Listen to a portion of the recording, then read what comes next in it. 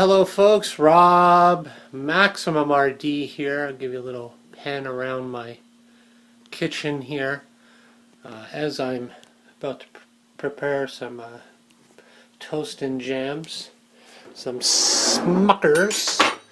I'm going to put this down so you can get a proper view. Hopefully this will work out okay. I don't know, probably not, I don't know. Totally unscripted. Am I in view here? I'm going to assume I am. Anyways, yeah. So, well, I guess this will be I guess I'll have to edit this onto the rest of the video because this isn't the subject of the video, making toast and bread. This is actually a shout out and a hello to fellow retro gamer, collector, and more than that. I'll touch on that in a moment. A fellow in the community known as the excuse me, a fellow in the community known as the Ataricreep. The Ataricreep. Yes, you heard that right, folks. I will put a link down in his channel so you can check him out. Now, and you really should. I'll let you know right now. You might not want to tune in with the kiddies, because his dialogue is not always the most, shall we say, PG or family friendly or anything like that. But that's okay, because again, much like myself, he's just himself. He's him and I'm me, and we are who we are, and we do this, and I believe he will concur with this statement. He does it for the love of the hobby, and just to communicate and I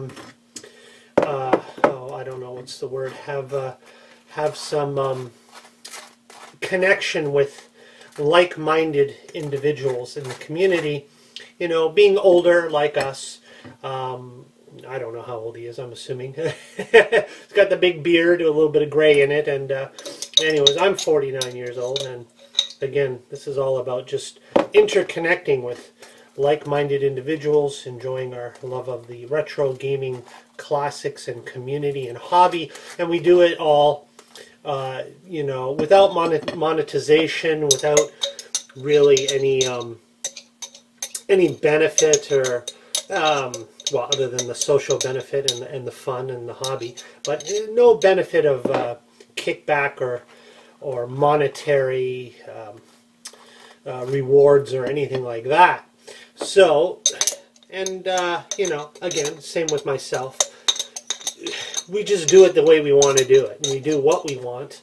And when you're monetized and you're trying to reach the widest audience, and you're trying to please everybody, and you're trying to make sure you do not offend anyone, of course, well, then you may think of these things about how you're speaking and the words you may use and things like that. But yeah, we're not under such a goddamn fucking restriction like that. So it's not normally in my nature to speak like that, as most of you who have followed me for years probably have noticed. I'm not really like that, but occasionally I do get a little riled up, and I will spew forth the odd cuss word or more. Now, the Ataricreep, more so, I would say. But other than that, and again, I'm just having fun making a joke about the whole thing. But anyway, yeah, check out his channel, because, as I say, he's really passionate about retro gaming, and especially Atari. He loves Atari. All things 2600, but other retro gaming as well, Sega and all that. But more than just a hobbyist, collector, retro gamer, so forth, he is also quite a skilled and talented artist, hobbyist, modder. And what I mean is, not just painting a console or something like that. He'll take a console or a controller and basically make it a work of art. He'll put the skin of the Book of the Dead on a controller or something like that, right? Or he'll modify the case of a system to you know, look like a monster or a creature or something like that. He'll go to the local dollar store and grab toys like, you know, toy guns, cheap toys and guns and things like that, and he'll paint that, remodel it, add textures to it, and suddenly it's like this realistic looking prop, or as I said, like a piece of artwork or some other kind of project like that. So he's very creative, and he does, like I said, these amazing little projects that I couldn't do for the life of me. So you want to look into that aspect of his channel as well. I think you'll be impressed. And you know, he likes to have fun, and just as I said, he loves comments. He loves people interacting and checking out his channel. So make sure you check out the link to the Ataricreep. Check out his channel, his hobbies, his projects, his classic gaming stuff. Oh, and he even goes to a few locations within his community that are, you know, interesting. Takes you on little adventures and things like that. So definitely check out the Ataricreep. And I will continue now with the actual theme of this video, which actually is why I mentioned Mr. Ataricreep. He gave me an idea. I had been considering for a long time now to go through my my comic books and my box of comics, and that'll probably be the video that follows this one up. But in the meantime, he went through something. Look, a lot of his game manuals, or I should say catalogs, gaming catalogs, like the old Atari catalog and stuff like that. And it reminded me that I think I have somewhere in a box some catalogs and brochures and things like that, and it really is a lost art form. He reminded me, you know, again with this, the days of digital downloads in modern times, we have all these things that are at our fingertips, and you know, these brochures and marketing materials and catalogs and things like that that used to have packed into cartridge boxes and well, even console boxes, you bring them home. And you know, they were a lost form of advertising, works of art, little stories and descriptions to go along with the pictures. So I'll just, you know, I'll track mine down. I'll cut away after this little intro here, and we'll check out what I have and talk a little bit more about that. Okay? So Rob, MaximumRD, see you back in a second. Bye. Alright, so let's try to do this. I just grabbed a random handful of items. Now, no doubt I have much more packed away in my boxes somewhere. I wouldn't even know where to begin to look, but I did find this handful right here. Fortunately, I did group a few together as I go through my boxes again. Constant organization is what I need to do now, but I'm not buying anymore because those days are gone, so at least I could probably spend more time sorting and itemizing these things. But again, in keeping with Ataricreep's recent video on brochures and catalogs and things like that we used to get in our classic retro games. So again, as I said, you've seen these all before at some point in various videos. I've received them from Justin from Atari.io. Hi Justin, also a member there along with Ataricreep. I'll put a link in the description to Atari.io as well, another great community, retro gaming fans. And yeah, I believe I did get this one from Justin, I'm pretty sure. And other ones from Jason Rotberg, and shout out. So yeah, this was one. I believe this came with a joystick, actually a new boxed Atari 2600 joystick that Justin had sent me. But it's this Atari 2600 poster. My hope is I'm showing these items a little bit better this time around. But there you go, Atari 2600, and it's a cool poster with various, I won't go through them all, but as you can see, various 26, oh good, I can see the reflections, I can see what I'm doing. Various hit 2600 titles, along with the descriptions. Get a little closer, see how close we can get here. Very cool stuff. And then on the back of the poster, some more with the hardware that you could get. Some really cool items. Now, unfortunately, I never got like wireless joysticks or anything like that, but well, I heard those weren't really that great with the big antennas and the RF line of sight that you needed. I heard they didn't work the greatest, I think, unless you were directly in front of the console. But still, you know, pretty amazing for the time period, right? I'm sure anyone who had a 2600 console and wireless joysticks was befriended by all in the neighborhood. So that was the Atari 1983 Atari game catalog, Atari Stars. Very cool. That's a cool one. Now shifting over to the competition would be in television. In television, there you go. In television, intelligent television, as they like to boast. And you open it up. Oh, there's the voice synth module. I have one of those actually, and I have the instructions. Geez, I should just do a video on instructions themselves, because as Ataricreep pointed out, I mean, yeah, you had your descriptions, but a lot of times, you know, and you had these great screenshots. I'm guessing, well, there's some type of mock-up screenshots. I don't think they had the proper capture ability at the time, but pretty good mock-ups overall. And because I always notice the same thing would be on the boxes for the cartridges and catalogs and brochures, and I look at them and think they don't look quite right.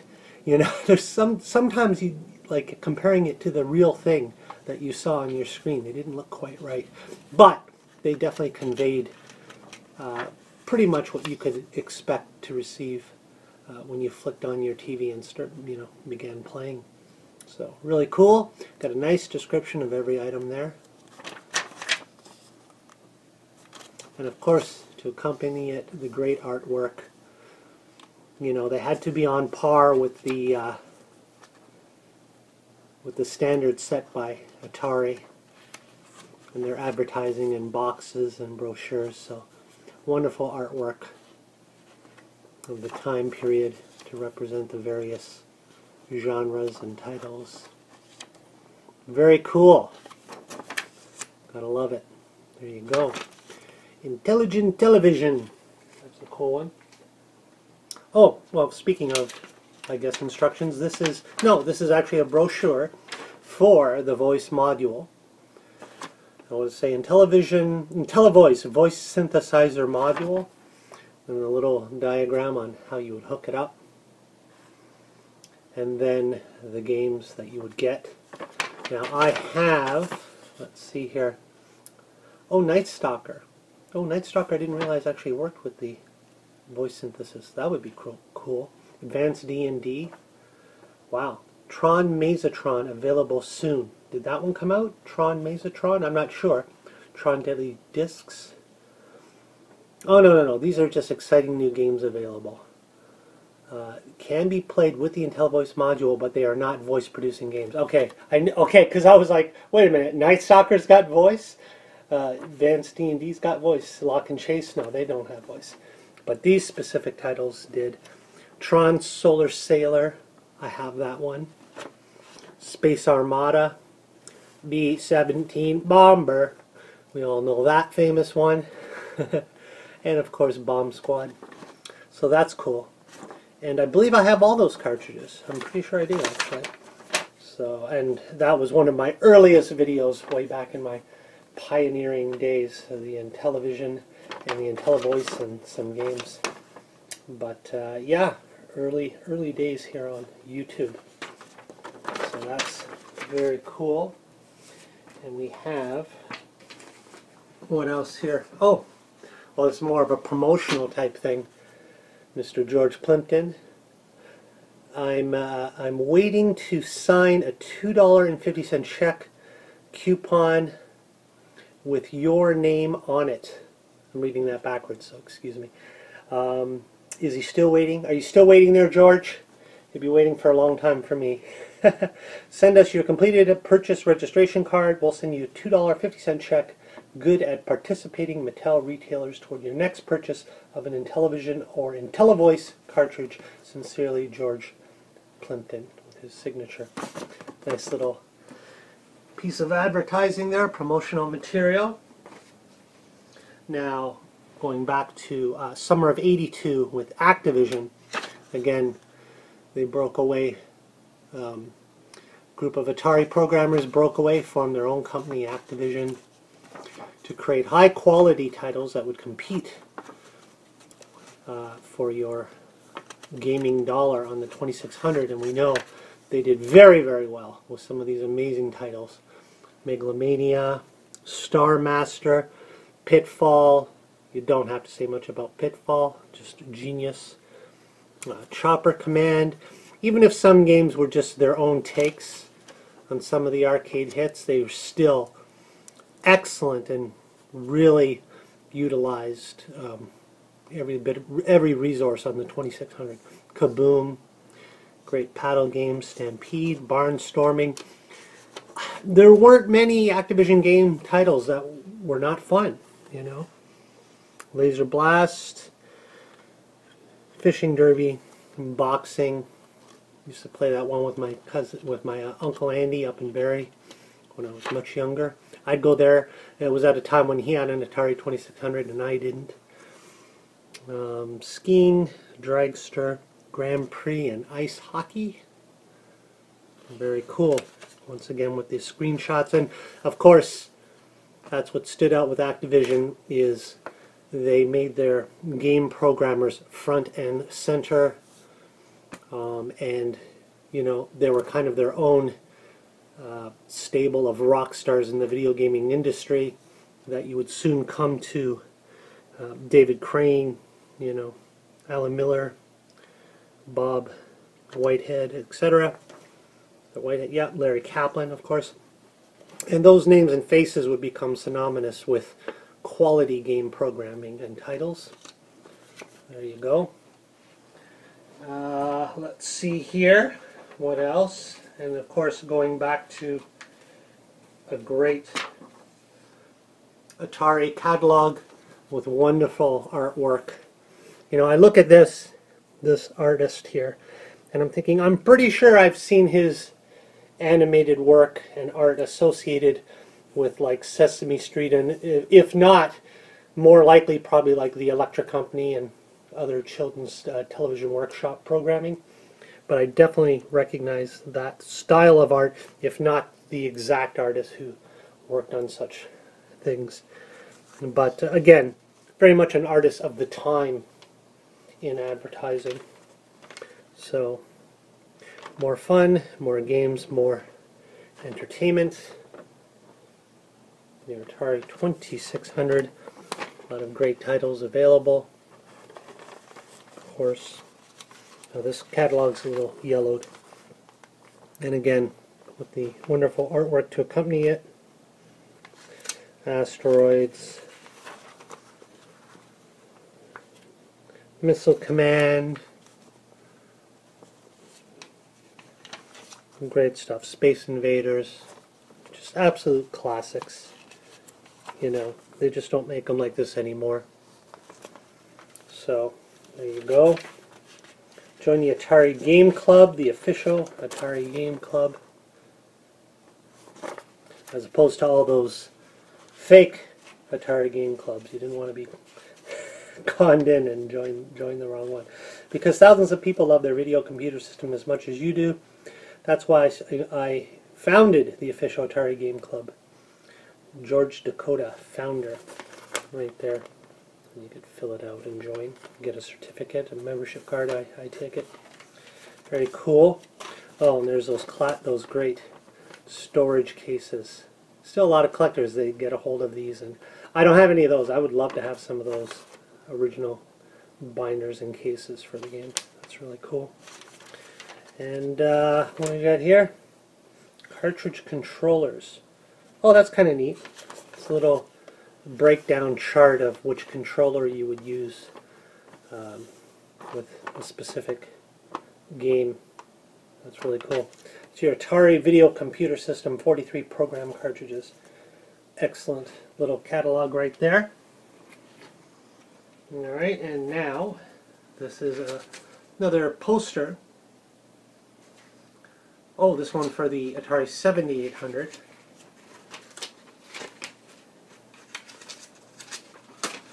On one side, if you choose, you can hang this poster up on your wall.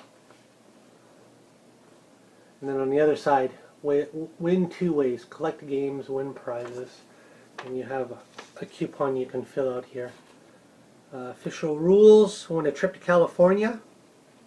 How to participate: cut out the UPC barcode from the oh no, you don't want to do that. The collectors hate hearing that kind of stuff. Cut the box. Cut the code off of the box. Game cartridge shown. See, I wouldn't have won anything because I would never cut up the boxes or anything like that. Plus, I was lazy. I couldn't be bothered. But there you go. But along with the artwork on the one side, the other side, again, various games with the descriptions to go along with them.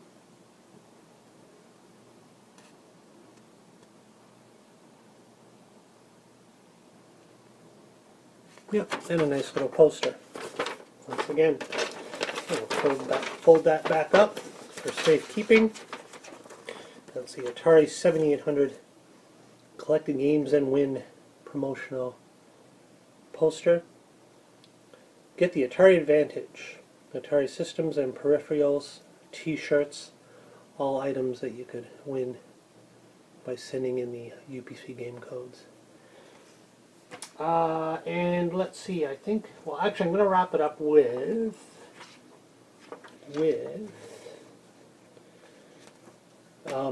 now this is actually an instruction booklet for Star Master, which is, it's your basic Activision instruction booklet, screenshots, instructions, tips how to play, so on and so forth. But what I found more interesting is it would also be packed with this item here, the power of Star Master. And again, going back to having more of a focus on the game programmers and the people that created and brought you the games, I thought this was really cool. This is actually like a supplemental guide on how you can play the game and have some tips and advantages. And on the back is Alan Miller's little forward here with information about his designing the game. And again, that was the great thing about Activision, is just making the creators, putting them in the spotlight, which is, why Activision formed in the first place, because they were pretty much, Atari's attitude was, the console, the hardware is the main star. The games are just, they're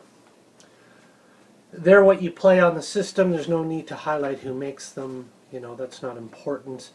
All that you need to know is it's an Atari game. So that was, it was probably one of the ways of thinking that eventually led to their demise. Yeah, that's it. Again, that was just my little supplemental addition to video response to Ataricreep. And again, hi, hope you like this, and on my next video we'll probably be looking through my collection of comics that I've had for many years now, because I've been putting that one off for way too long. So thanks for watching. Rob, MaximumRD out. It was just, a little something to do. Hope you enjoyed it. Talk to you later. Bye.